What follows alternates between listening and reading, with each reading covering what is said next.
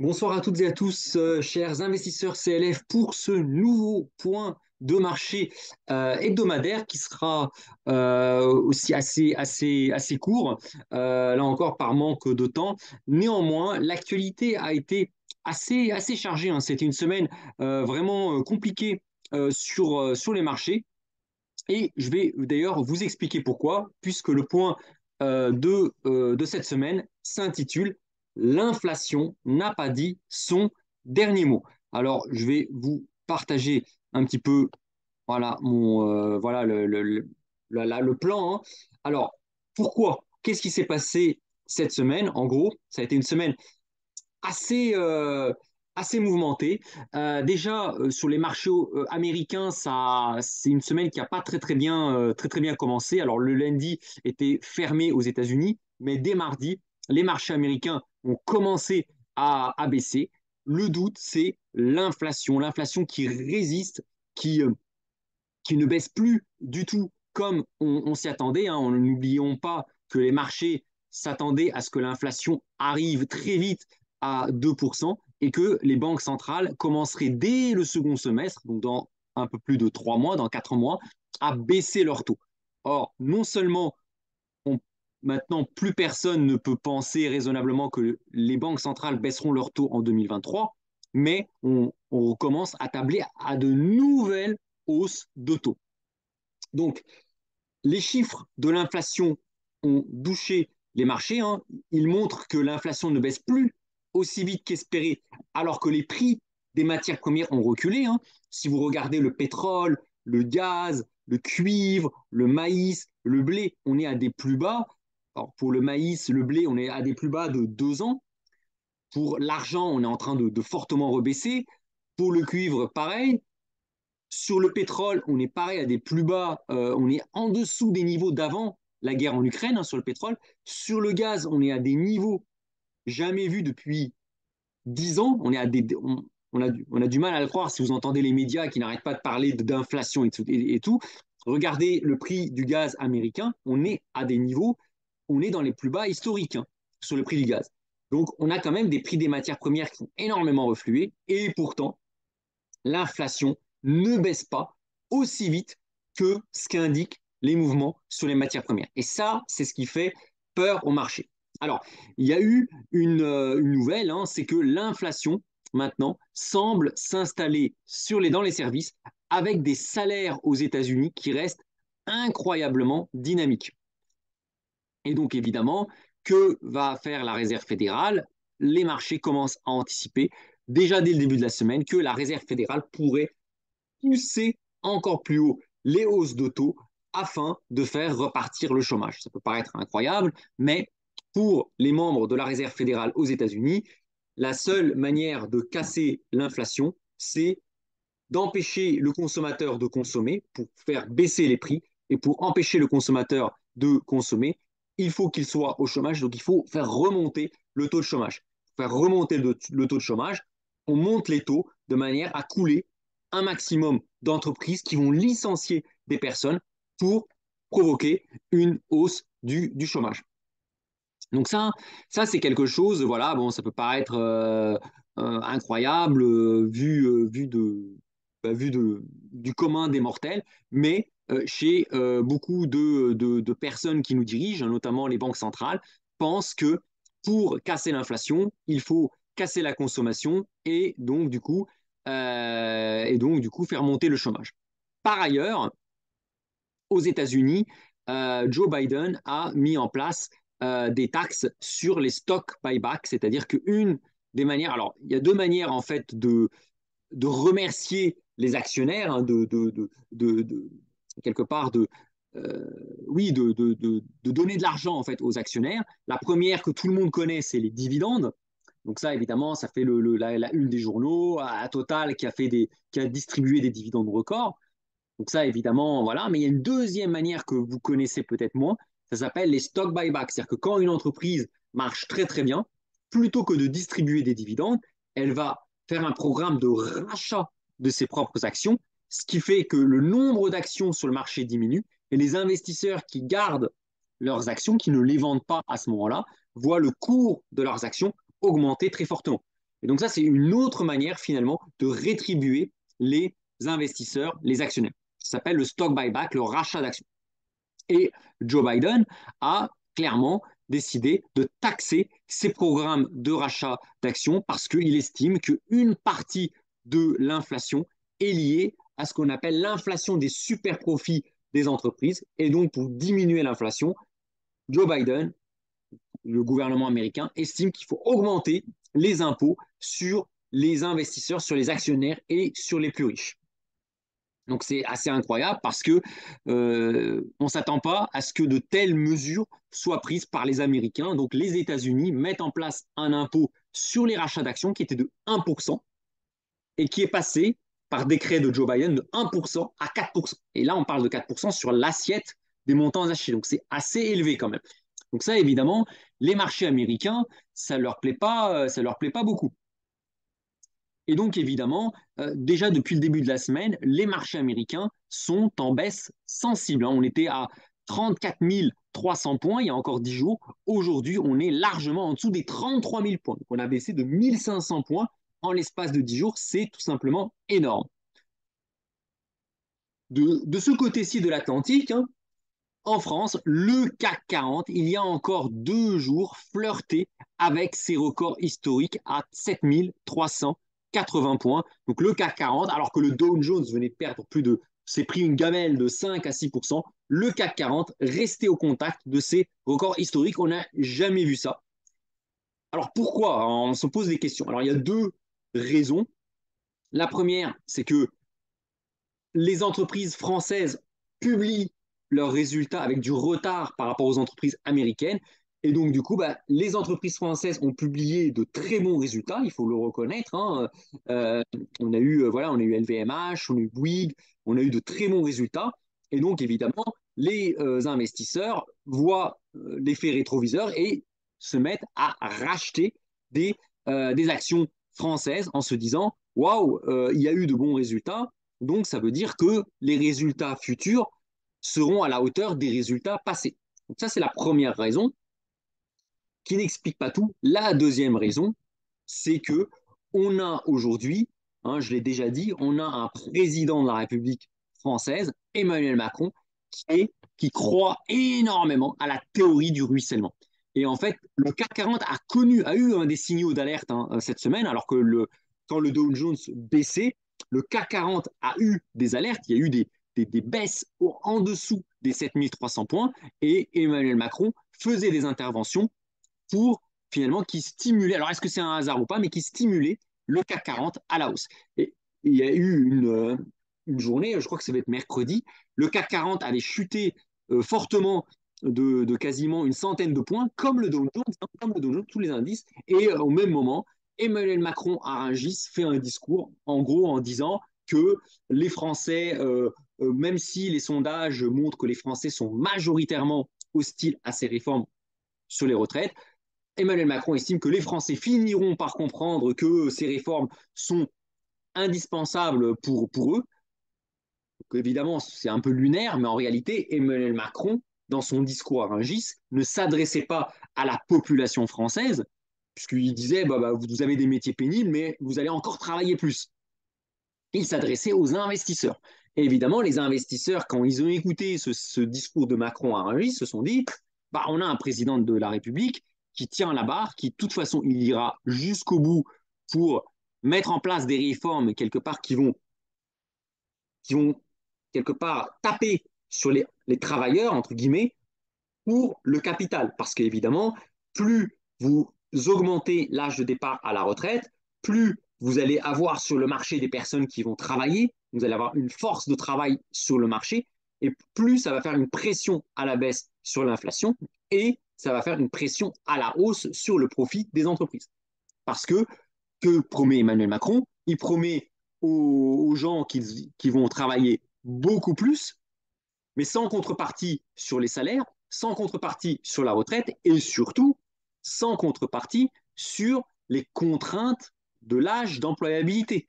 Parce que d'un côté, on oblige les gens à travailler plus longtemps, mais on ne met aucune contrainte sur les entreprises pour les empêcher de licencier des gens qui ont 55, 60, 62 ans.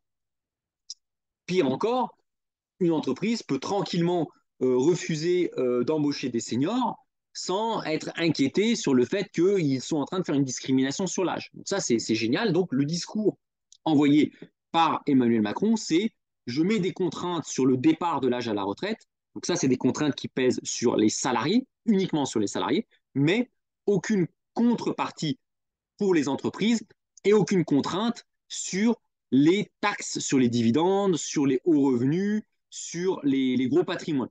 Alors qu'aux États-Unis, on voit que on veut augmenter les taux et en même temps, M. Biden, il veut finalement taper sur les actionnaires, il veut taper sur les hautes fortunes. En France, finalement, on prend le contre-pied en donnant des gages aux investisseurs, aux actionnaires, que on ne les, ils ne seront pas inquiétés, que l'effort, le gros de l'effort pour équilibrer les finances publiques de l'État sera porté par les salariés, par la masse salariale. Les retraités, a priori, n'ont pas grand-chose à craindre. C'est pour ça que les retraités ne sont pas si hostiles que ça à la réforme. Les actionnaires, au contraire, ils vont pouvoir bénéficier d'une main-d'œuvre d'une plus grande surface salariale. Par contre, l'effort sera payé par les salariés. Et ça rassure le CAC 40. C'est ce qui a maintenu aussi le CAC 40, alors que les autres indices commencent à baisser, à des niveaux assez élevés. Néanmoins, néanmoins, avec le chiffre du core CPI qui est tombé aujourd'hui aux États-Unis, montre que avec les salaires qui ne baissent pas aux États-Unis, la Banque centrale américaine va encore monter les taux. Et donc, ces hausses de taux ont clairement pour objectif de faire remonter le chômage. Donc, clairement, maintenant, les marchés se disent, mon Dieu, la Banque centrale américaine va monter les taux pour, cette fois-ci, faire monter le chômage. Et évidemment, comme l'euro commence à baisser et que les marchés se disent, oh là là, Christine Lagarde, elle ne pourra pas laisser l'euro s'effondrer, les marchés anticipent aussi que les taux continueront à monter en zone euro. Et là, vous avez beau avoir Emmanuel Macron qui fait de gros discours, etc.